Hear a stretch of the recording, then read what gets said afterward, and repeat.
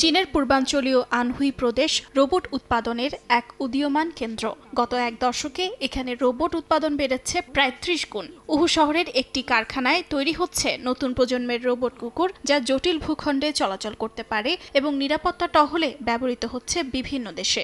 এমনকি পরিবারের সহকারী হিসেবেও জনপ্রিয়তা পাচ্ছে এই প্রযুক্তি। শুধু রোবট কুকুরই নয়, তৈরি হচ্ছে মানবাকৃতির রোবটও। প্রায় ১.৬৭ মিটার উচ্চতার এসব রোবট ১১টি ভাষায় যোগাযোগ করতে পারে, ফলে আন্তর্জাতিক বাজারে সহজেই ব্যবহারযোগ্য। ইউরোপে বড় পরিসরে সরবরাহ শুরু হয়েছে, যা এই প্রযুক্তির পরিপক্কতার ইঙ্গিত দিচ্ছে। আমাদের মানবাকৃতির রোবট এবং রোবট কুকুর এখন ৩০টিরও বেশি দেশ ও অঞ্চলে রফতানি হচ্ছে। যুক্তরাজ্য, পোল্যান্ড ও ইতালিতে আমরা বড় পরিসরে সরবরাহ করেছি।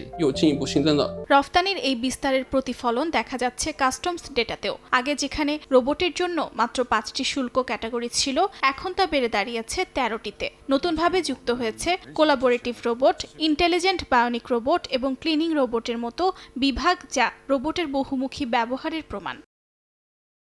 বিশ্লেষকদের মতে, নির্ভুল প্রকৌশল, নির্দিষ্ট খাতে বিশেষায়ন এবং কৃত্রিম বুদ্ধিমত্তার সমন্বয়, এই ৩ শক্তির ওপর ভর করেই বৈশ্বিক প্রতিযোগিতায় নিজেদের অবস্থান শক্ত করছে চীনা রোবট নির্মাতারা। ভবিষ্যতে নিরাপত্তা, শিল্প উৎপাদন থেকে শুরু করে দৈনন্দিন জীবনের নানা ক্ষেত্রে এই প্রযুক্তির প্রভাব আরও বিস্তৃত হবে বলে ধারণা তাদের। অর্চিতা শেহজিন, সময় সংবাদ।